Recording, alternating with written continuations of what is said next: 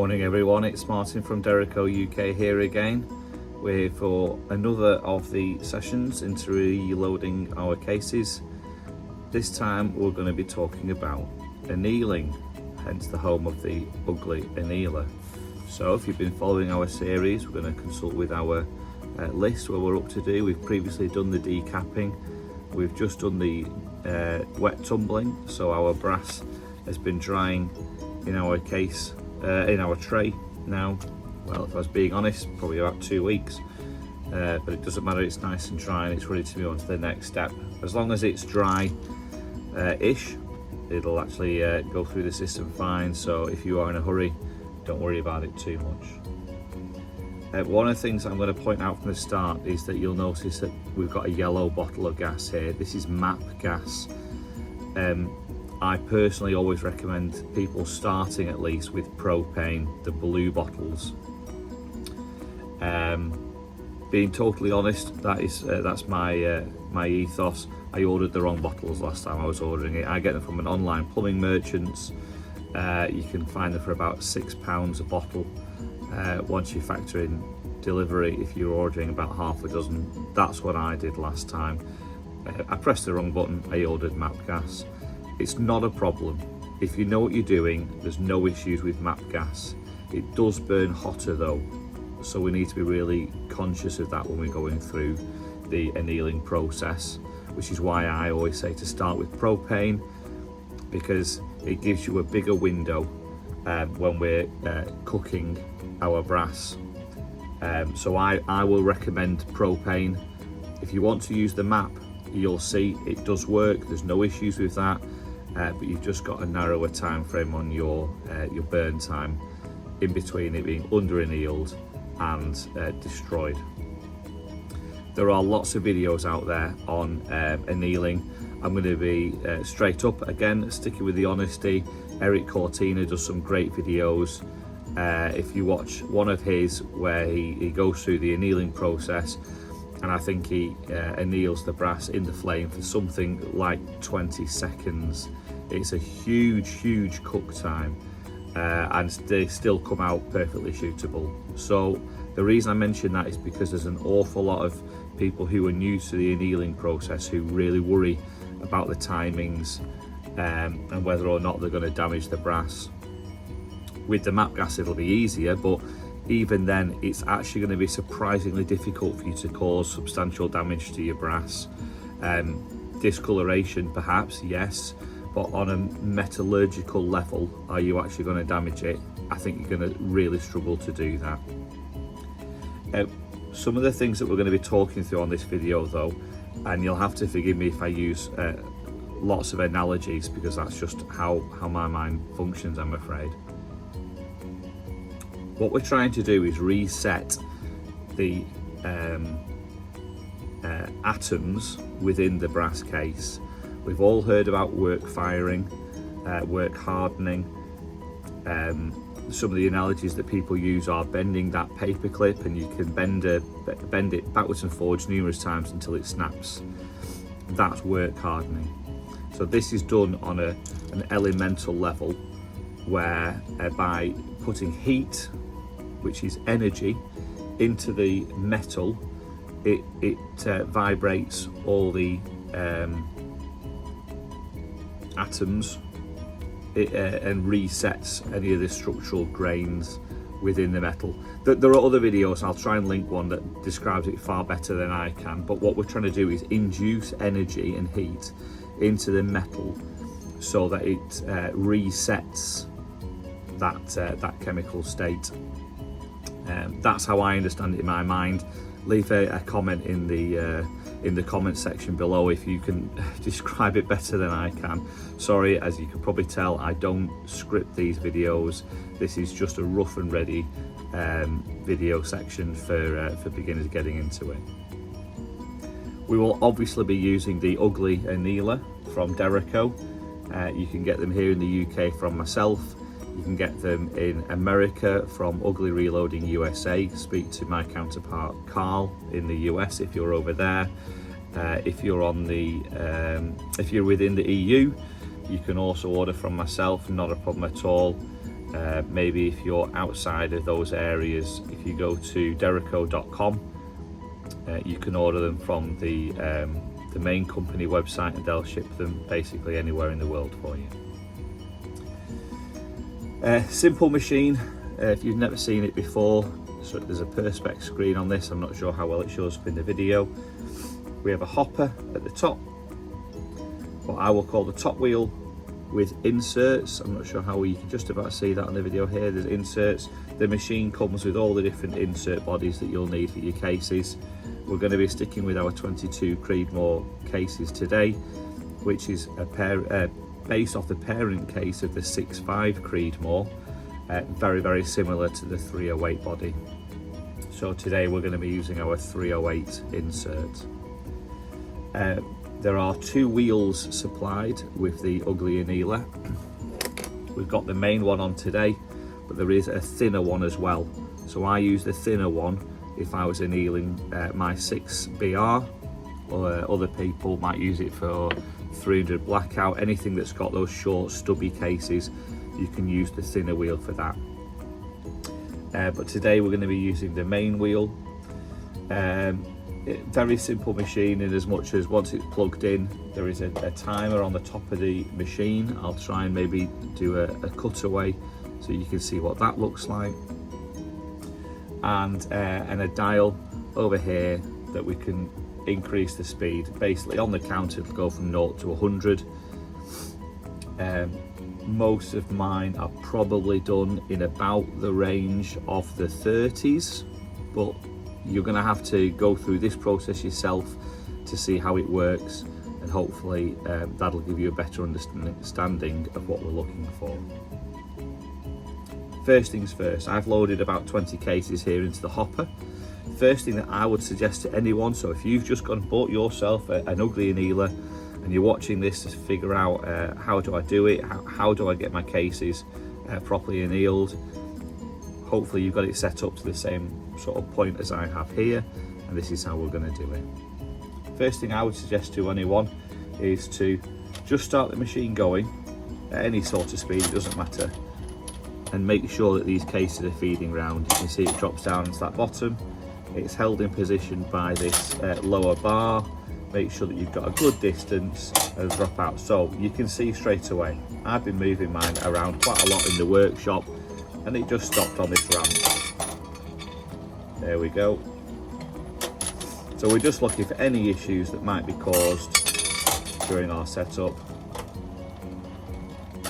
and I'm not seeing any. These cases all go back into the hopper, and then we're ready to get started with the flame.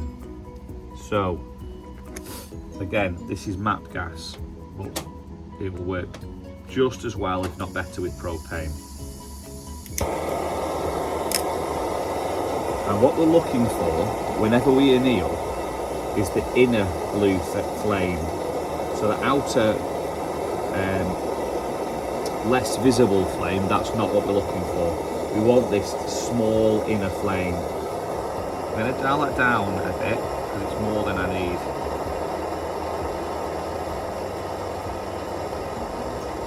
And being a northerner and being very frugal, I want to use as little gas as possible.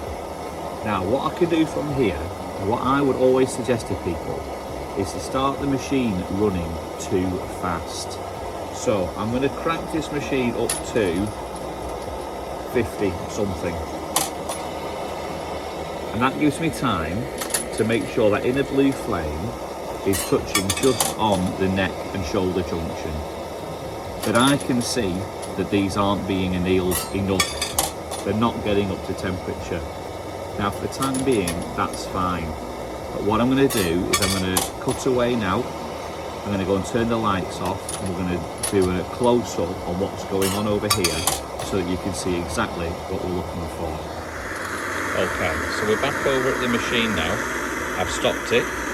I've taken the cases that were in our, we're using a ceramic tray today. I've put them back into the hopper over here. It's perfectly okay for the cases that haven't been annealed properly, i.e. you haven't gotten up to temperature, to go back into the hopper and be recycled. Just be careful, because they'll obviously be extremely hot. Got my flame cooking again, and hopefully now that we're in the dark we can see the significant difference between the inner blue flame and this outer tail. This is what we're looking for here. It's this inner flame that makes all the difference. That is what is so important to make sure it's on the neck and shoulder junction.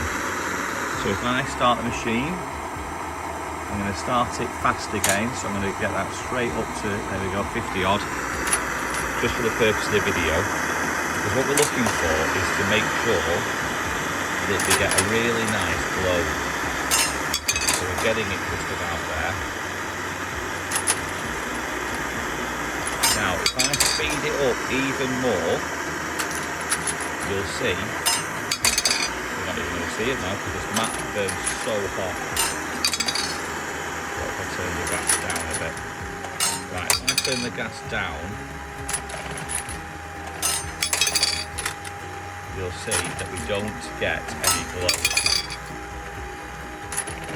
So these cases are not getting up to temperature. Okay, in which case, I'm going to just turn that flame back up a little bit more. I've got a good flame for you today. In which case, we need to slow the machine down, case at a time. Still not getting it, so I'll slow it down a bit more. That's still not getting it, slow it down a bit more. Still not there, so slow it down some more.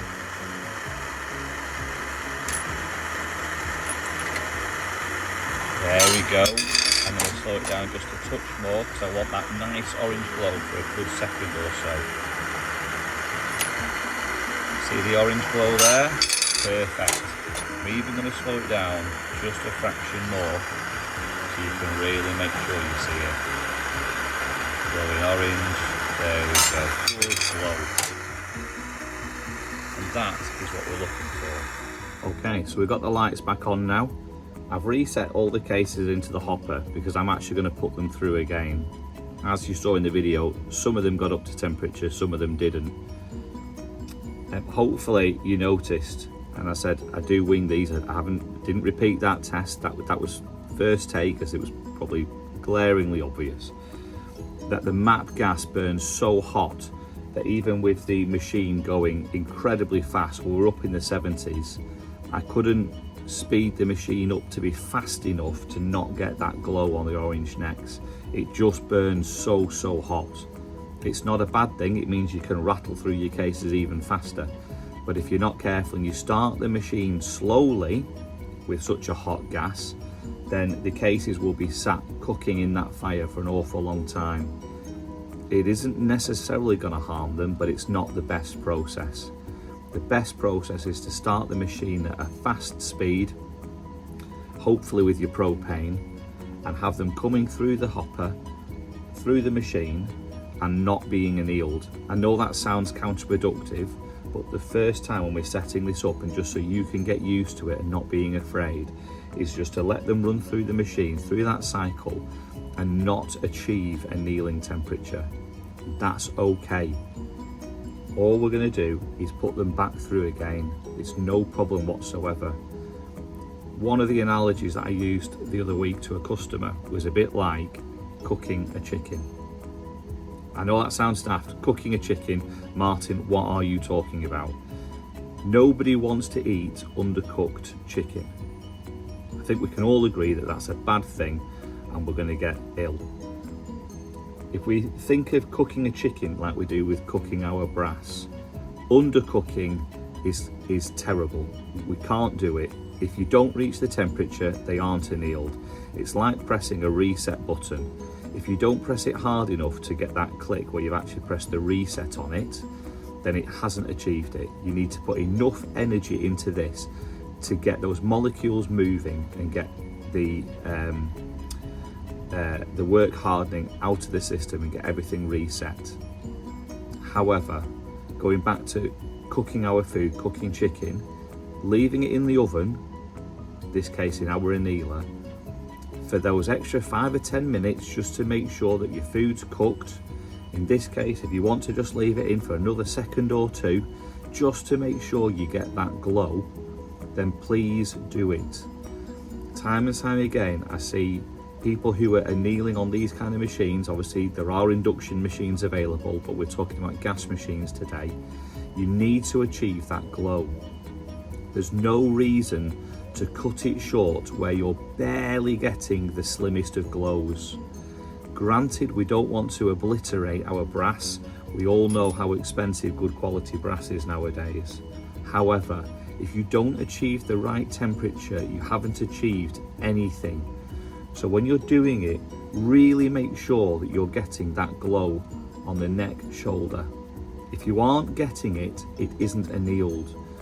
There's no harm in it being at that temperature for a second or two or three or longer. You won't cause any damage to it. Please make sure that you are getting it up to that temperature. Otherwise, it's pointless. Now, the other thing to add to that is I've reset all the cases back into the hopper again. Some of those cases did achieve annealing temperature, but I'm still going to do them again. Now, for today's purposes, that might be because I'm not sure which one's which. If you're doing it at home for the first time, maybe you've taken the time to separate those out for the ones that didn't achieve that temperature until you slowed the machine down enough that you were getting that nice glow. However, it's also an important thing for you to know as reloaders that there's no harm in re-annealing a case. There are other videos out there. If I can find them, I'll link them in the description below, that will explain far better on a metallurgical level as to why that's the case. But if you anneal a case that has already been annealed, you don't do anything to it because that reset button has already been pressed. You won't do it any harm, so there's no risk with doing it again. And for my purposes, I said I don't know which ones of these achieved temperature and which ones didn't, so I'm just going to do them all again, and I won't cause any harm to the cases that have previously been done. I hope that all makes sense to everybody. I hope I haven't missed anything important in the video. If I have, you all know how to reach out to me. You can either leave a question in the comment section, and I can guarantee I'll get them, because hey, let's be honest, I don't get many. I'm not really doing these for likes and shares and all that sort of stuff. I'm doing them just because I think sometimes as reloaders we get analysis paralysis, was a phrase that I heard the other day. We overthink things so much that we never get around to actually doing it. Annealing isn't complicated. All we're doing is heating up the cases. That's why we all know somebody who still does it with a screwdriver and a blowtorch or in a drill or anything like that. It doesn't need to be overly complicated. The Ugly Annealer is a fantastic piece of machinery. It's very, very inexpensive. The silver models here at the time of this video are £200. There is a fancier coloured version at £220. I know they're out of stock at the moment, and I do apologise for that, but we are working on our supply chain to get more of them into the country as we speak. But for £200, it just takes all of that messing with it in your hand and risking burning your fingers. Just gets rid of all of that. I will now load up the rest of these cases into the hopper. I'm going to set it going, make sure I've got the right timing on the bottom where I'm achieving that nice glow on the neck, and then I'm going to go over to another machine behind us and do some extra work. I can keep my eye on what's going on. Don't leave it unattended, please, but I don't need to be feeding them in one case at a time. Just let the machine do its work. I really hope I haven't missed anything there, guys. I know it's been a little bit of a long-winded video. Hopefully it all made sense, but if you need anything from me at all, you can go to derraco.co.uk. All my contact details are there, or you can email derracouk@gmail.com, and I'll pick up any of your questions there. My phone number is on the website. It's dead easy to get hold of me. I don't want anyone out there not being sure about what's going on. Just pick up the phone and give me a call. Other than that, please give it a go. You won't do yourself any harm. Just be mindful of the difference in the MAP gas and the propane gas, and hopefully this has helped some people out there. Other than that, stay safe and take care.